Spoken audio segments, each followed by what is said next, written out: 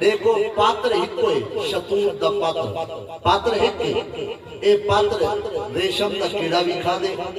ए पात्र बकरी भी खादी इो पात्र हरण भी खादे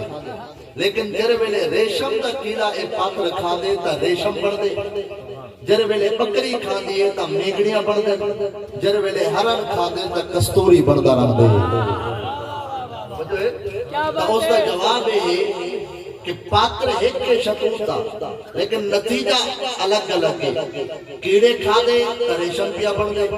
बकरी खा दे तो मेघड़िया पिया बन दे हरण खा दे तो कस्तूरी पिया बन दे पात्र ही कोई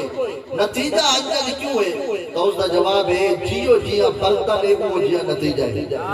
एक बर्तन जेकर पलीत है ना कुरान टक्का ही फायदा न देसी